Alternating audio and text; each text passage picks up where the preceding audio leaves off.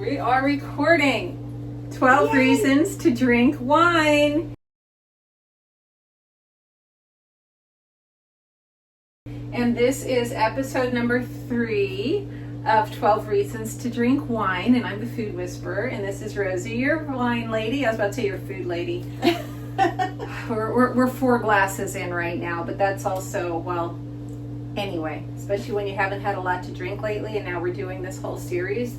Who knows what's going to happen? But this is a reason to drink wine. But it is a reason to drink wine. So today we are going to make a sweet potato, no tomato chili.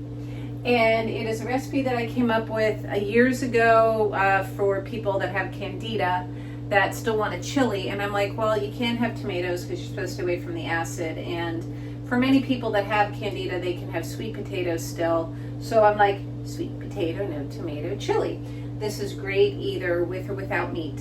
So you don't have to have meat in here if you don't want to. And of course it is with a sweet potato and some squash and some broccoli is what I'm using. That would be squash and zucchini though, right? Yes. So can you use frozen? You can totally use frozen if you want to. I believe you can even get frozen sweet potatoes now that are already diced. Really? Yeah. Okay. The trick here is that your sweet potato you're going to be cutting much smaller than you're cutting your zucchini so that it is cooking properly. And I'm using regular onion. You want to buy diced onion, you can buy diced onion. And it's going to be chili powder and cumin, and we're going to use granulated garlic, and the recipe is below so you don't have to worry about it, as well as links to all of the wonderful wines that Rosie is going to be talking about, and as you go through our series, how you can find her as well. So what I'm going to do first, as we start talking about chili and wine, is I'm going to peel the potato and I'm going to start cutting it, and I will show you how small I'm dicing it once I get to it. So, 12 Reasons to Drink Wine, episode 3. Rosie, what are we doing with wine today? So, what we are doing with this one, okay, this is a chili, yes, it doesn't have tomatoes, but it's still very hearty, very yummy, just an amazing alternative to regular chili. What I'm doing with this is I have a dry red, which is our Mariboca Grand Pass Shiraz. Show them how pretty the bottle is. Oh, it is. And it's a pretty bottle. It's a beautiful bottle. Look. Grand Pass Shiraz from Australia. So, what they do to make this wine, very, very unique kind of thing. What they do is they have the grapes on the vine. It is the perfect harvest. They're ready to harvest the wine. They harvest the grapes. They don't harvest all of them. They leave a little bit on the vine. Then they go out. They let it sit for a little bit longer. They do a late harvest. What's a late harvest? A late harvest, the longer the grapes on the vine, the sweeter it gets. So you're going to get a lot more fruit in the second harvest of the wine. Okay. Then they ferment the first harvest. They ferment the second harvest. They ferment it for a long time, but the second harvest being a late harvest, a lot more sugar, a lot more of the fruit kind of a taste. So when you take those 2 harvests and you blend them together, you get this complex complex Shiraz. Shiraz usually is pretty basic. You know, it's this grape and that's it. With the double harvest, you get this really complex, you get these layers that are in the Shiraz. So, with that, Tiny. So, with that, you get the complexity, and the complexity really works well with this because it's a dry, bold wine, but you get the fruit and you get the pepper. So those combined with the chili really work well. And then if we were making this spicy, that would help cool down the spicy part of it, right? Not with this one so much, Oh. but the second wine that we have is our Cagninia, our Romagna Cagninia. It is a late harvest wine from Italy. Romagna Cagninia. Yes. And you can relate with your Italian background. Although my parents didn't drink wine, they drank vodka martinis. How funny. I did not get into drinking wine until I started working at the melting pot that only served wine. Wow. Yep. Very wild. That is not the norm for Italian families. Nope. I was raised in a Mediterranean family, and it is, we were drinking wine when we were old enough to lift the glass and not break it. So I snuck my dad's martini allos and I would mix. But back then it was okay because It was still adult supervised. yeah, exactly. I mean, kids in Europe, it's a matter of what, overindulgence or lack of education. So Absolutely. there's a difference. And we were educated back then for sure. Yeah. It was, this is what you have and this is all you have. Yeah. So, but the Romagna Cagninia, going back to that, this is a late harvest. Cut my onion in half, and I did it completely the way you're not supposed to. You're supposed to keep the end on it to dice, but maybe you don't do it that way, and that's why I'm doing it this way. So, and just so you know, that's one of the tricks I learned from Adrian. You leave the end on it to keep from crying so much, correct? Yep, and it holds it together so you don't slip. Yeah, that's it. So what I did was, just to be off on a little bit of a tangent, is I have diced the sweet potato and I have diced the onion. I put my burner on like medium high. I am going to put a little bit of olive oil in the bottom, and I am going to cook the onion, the sweet potato, and the ground turkey. I'm going to start off together just to get the sweet potato cooking to cut time. I'm also using a saute pan. You're like, Adrian, that's not what you do when you're making a chili. Well, what if you're super busy and you want chili and you just got home after a long day's work, and I don't know, for whatever reason, everybody wants chili. We're doing a hack chili today, and I'm actually going to be blending this into our reason number 4 of 12 reasons to drink wine. So while this is cooking, I'm going to have another recipe cooking on this burner. Yeah, so we're warming up the oil right now. Once you feel the heat with your hand hovering over the pan, which is what I say in my recipes, is when I'm going to be adding all of this. I'm not using garlic today. I'm using granulated garlic just because, again, we're doing a cheat chili. It's a cheat chili. That's really the only way I can describe it, but it still comes out really good. Of course, it's always best to put it in a pot and let it cook low and slow.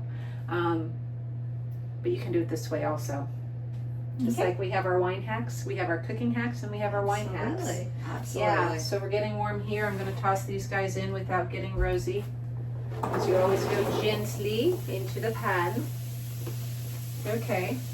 Okay, so the Cagninia, Yes. it is a sweeter red. So a lot of people think all reds are dry, bold, and oaky. No, not at all. You have reds that are really nice, clean reds. Some of them are unoaked. Some of them are late harvest. A late harvest means that it's going to be on the sweeter side. You can actually even have a regular harvest that's fruit forward. So it really just depends on how the wine is made. But the Cagninia is a late harvest. It is really nice fruit forward. It has a lot of body and character. You usually don't get a lot of body and character with sweeter wines, but this one you do. We cut our zucchini in half again lengthwise, and then we're doing like a medium dice on these. So don't do this at home, kids, but you're going to see that your sweet potato is markedly smaller than your zucchini, and that is to make sure that everything's cooking evenly and you won't have any mush going on. So we're just going to put these aside while we're having this cook for a couple minutes. So the sweeter wines, if Yes. you want to add spice to this chili, I love spice. I tend to overspice my food. What I do if I overspice my food, which I gotta say happens more times than not, I will actually do a sweet wine. So what happens is they counteract each other. The sweet calms down the spice, and the spice calms down the sweet. So the sweet wine will take the fire out of your mouth. So if your mouth's on fire, take a sip of sweet wine. It takes it out. And that way you don't have added sugar that you would be putting in the food to cut the fire. And you're having natural sugars. Look at that. Reason number 3 on 3 or 4? Oh, 3. 3. Reason and our 12 reasons to drink wine. We just found another one there. Yes. Cheers. Cheers. That Romagna Carmigna. Really nice.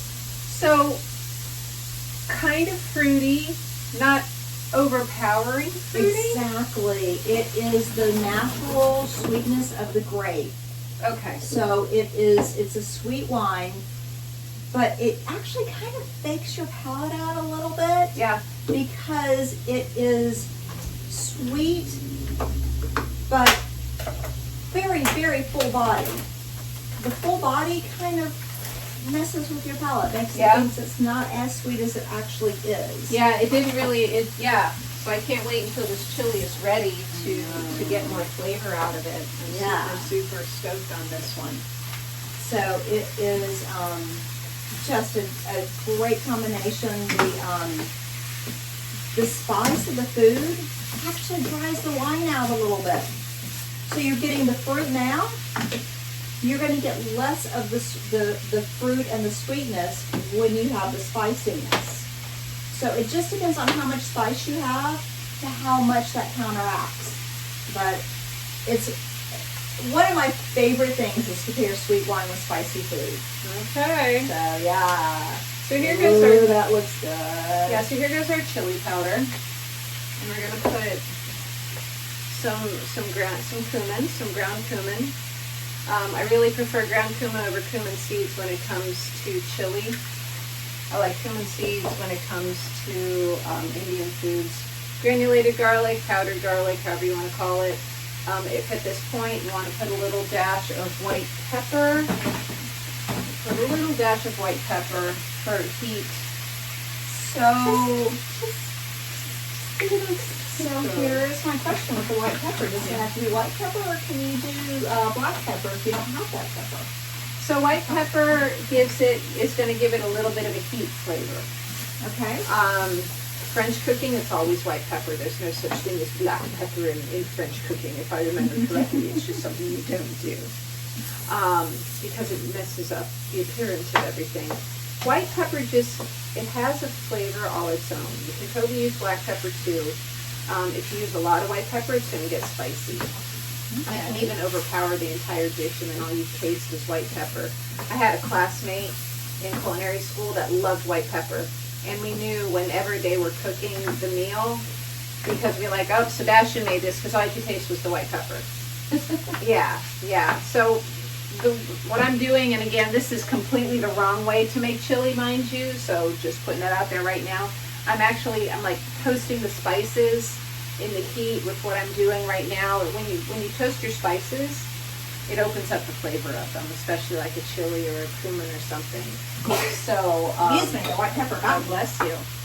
And I'm going to add my broccoli and my zucchini and my yellow squash. I'm going to add another round of seasonings right now. God bless you. Thank you. Because this is a whole other round of food that's going to be sucking up flavor. So I'm going to do another round of the chili. I'm going to back up because the pepper's still getting me. Oh, no.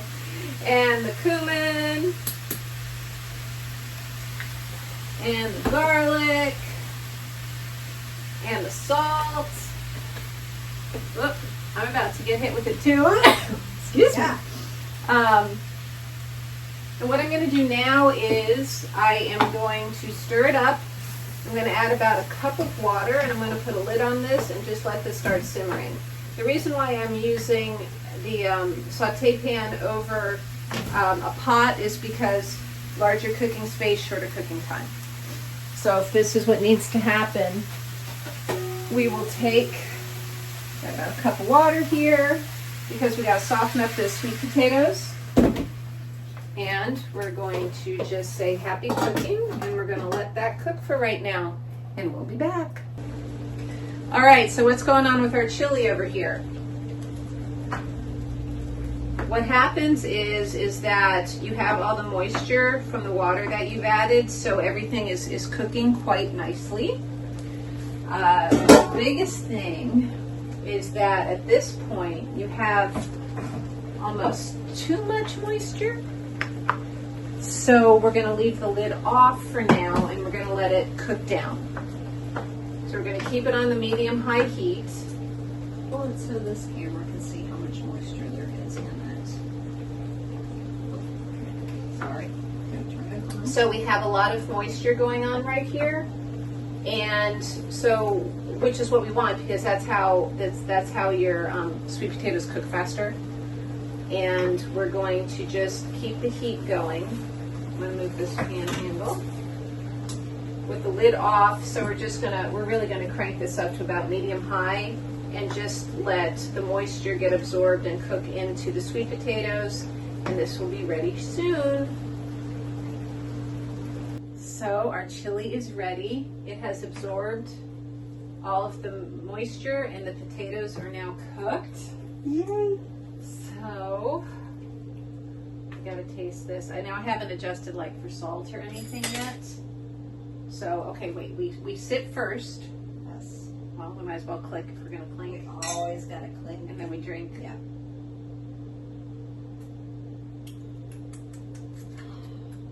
And So nice. let's try this. I'm not a really big sweet potato fan, and I'm wondering if purple sweet potatoes, I'm flinging stuff, might be even better. There's more fiber in purple sweet potatoes than there are in regular Really? potatoes.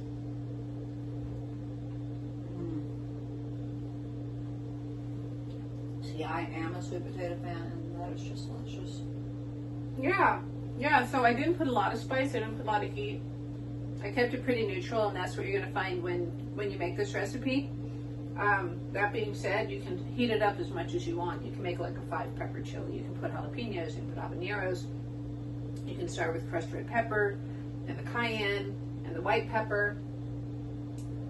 I was wondering about that, just to add a little extra heat. So, Yeah. when you add the extra heat, Yeah, I'm assuming that the sweet potatoes will actually take some of that out. probably. I wanted to get the broccoli in there too. Yeah, Okay. yeah. But yeah, so this is one of those that's kind of a passive cooking that can be done. We're just going, once you get it all set up. So if you have other things you have to be doing around the house, once you get home, and your chili will be ready. You can also throw it in an Instapot if you want to. You can put it in a crock pot if you want to. Know that if you're putting it in the Instapot or the crock pot, that potatoes are going to get mushier. This way you have control over how much you're cooking your sweet potatoes. I would still put the sweet potatoes at the bottom with the meat and the onions, and then layer your zucchini, your yellow squash, your broccoli, things like that. On the top. Yep. So, what if you have a husband and wife, and one likes a lot of spice and one not as much? Then you start with the base, and then when your spouse gets their dish, then they can just heat it up however they want to. Okay, perfect. I love that. 12 reasons to drink wine. Cheers. Till next time.